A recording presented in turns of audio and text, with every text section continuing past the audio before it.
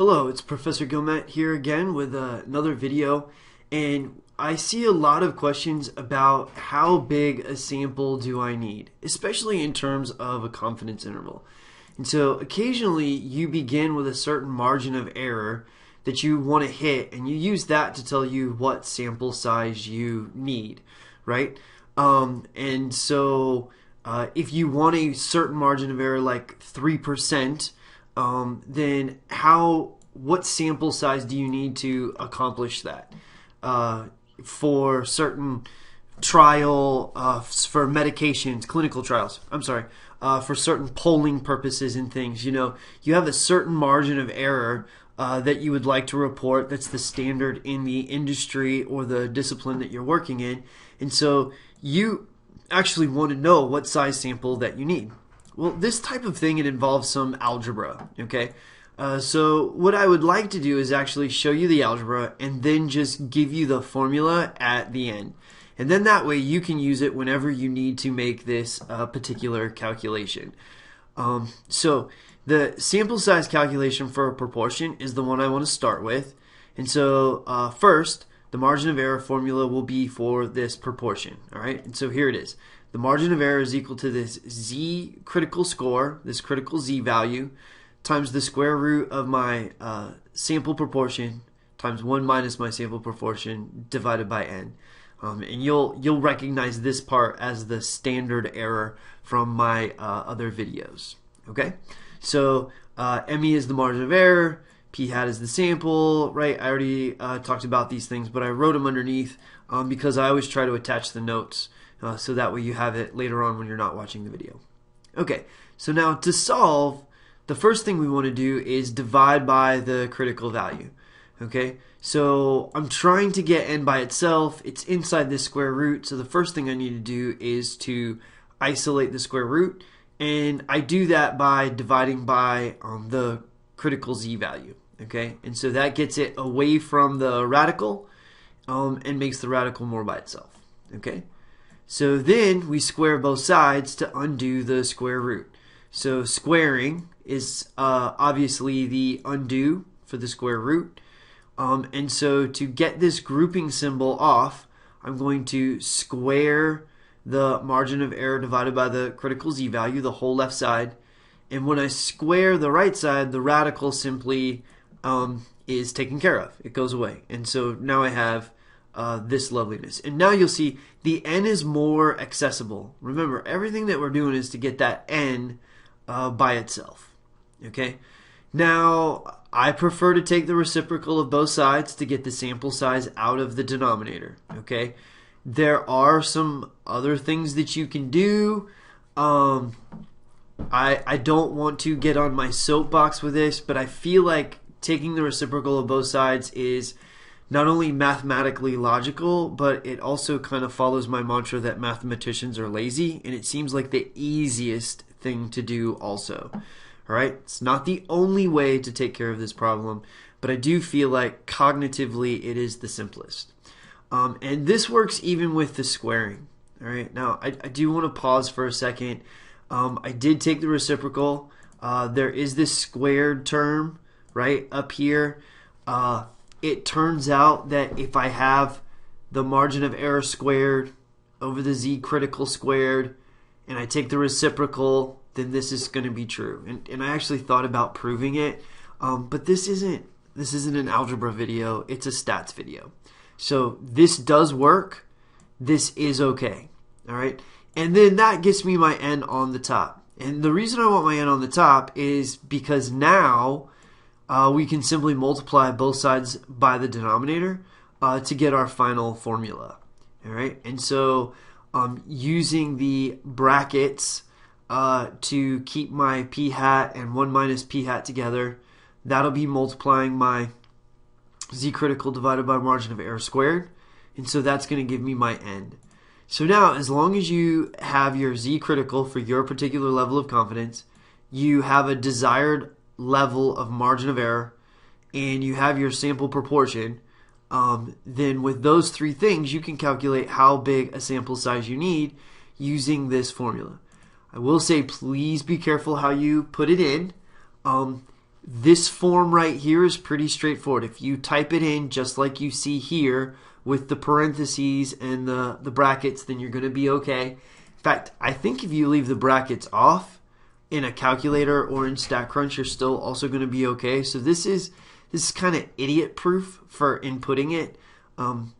There are some other ways of writing this formula I have seen in other books, but they're not going to be as forgiving when you enter them into the calculator.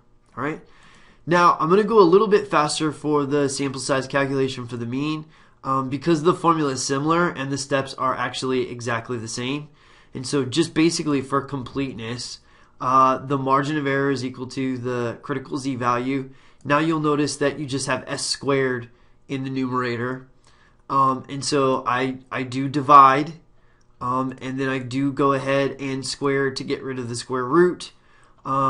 Here is where I take the reciprocal to put the n in the numerator. And so then I'm going to multiply both sides by s squared. And so I've got this lovely guy that looks a lot like the earlier one. And then I just did one last simplification because basically all the terms are squared. And so it looks like this, which is pretty elegant to me. The z critical value times the sample standard deviation divided by the margin of error, quantity squared, will give you your sample size. So that's how you get the sample size, right? That's how you get the sample size you need. That's how you figure it out. Now, the other type of problem that I see sometimes with margin of error and sample size is what increase in sample size is needed to decrease the margin of error by some factor, okay? And so, for example, you have this margin of error that is 4% and you want to know how you would cut it in half or how big a sample size you would need to cut it in half. Thinking about this problem, you actually have very few choices regarding this, okay? You can't actually change your sample proportion. It is whatever it is you measure it to be when you take the sample. You can only change your critical z-score if you're willing to sacrifice confidence, right? So if you're willing to go from 99% confident to 95% confident, and in fact that's not going to work. You'd have to go from like 99 to like 92. You'd have to go from like 95% confident to 68% confident. That doesn't make sense. So unless you're really willing to sacrifice confidence, you can't change your critical z-score. So that's usually not an option. Therefore, the only variable you have left is sample size. And I think I've said this before in my videos. If not, I say it in my class all the time. The sample size is king. Sample size is king over everything. Increasing the sample size and you reduce the margin of error. But by how much? How much do I increase the sample size by to get a reduction in the margin of error? Well, I want to look at the formula and strip away everything but the margin of error and the sample size.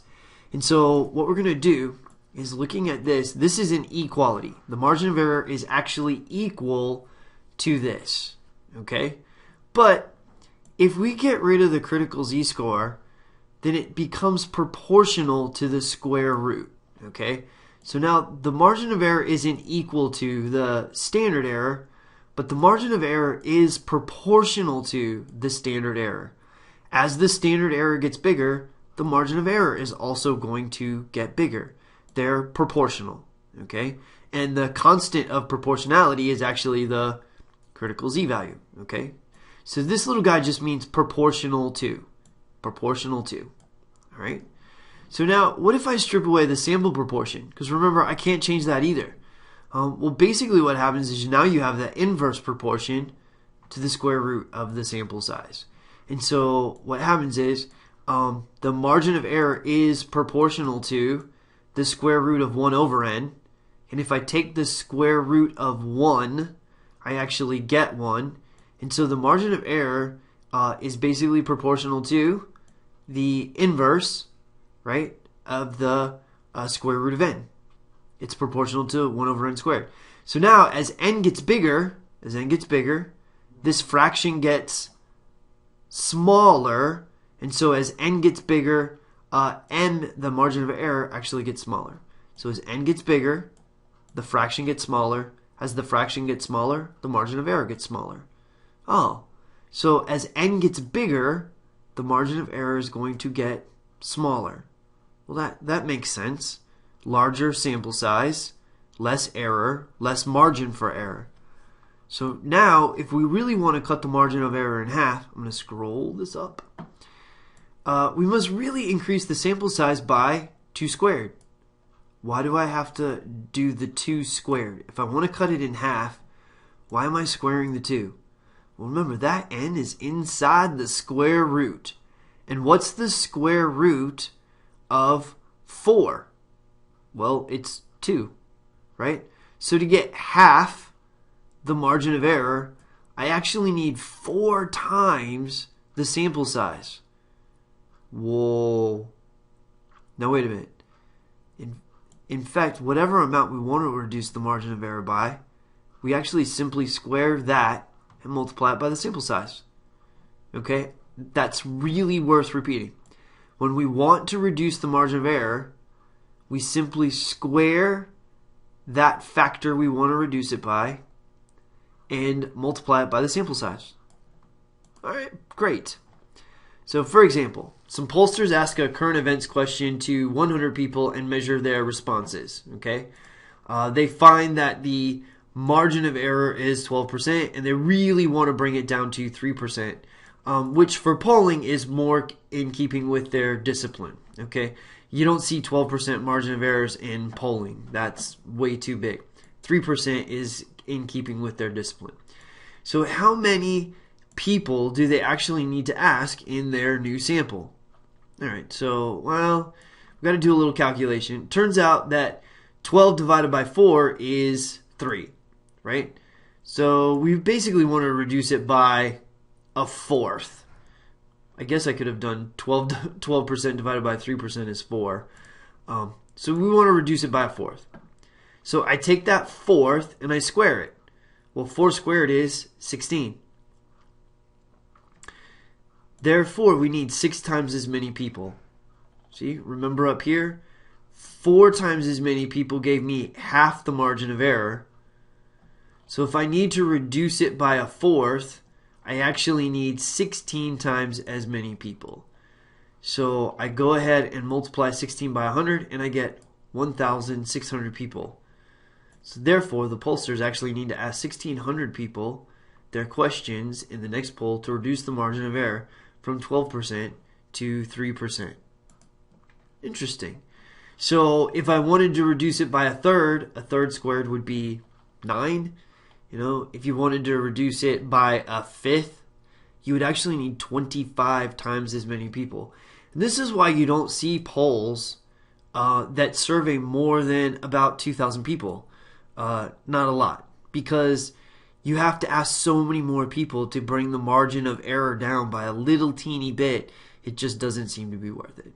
So now, hopefully, you understand the relationship between the margin of error and sample size, and you can do a couple of quick and dirty calculations with it, and that makes us very happy.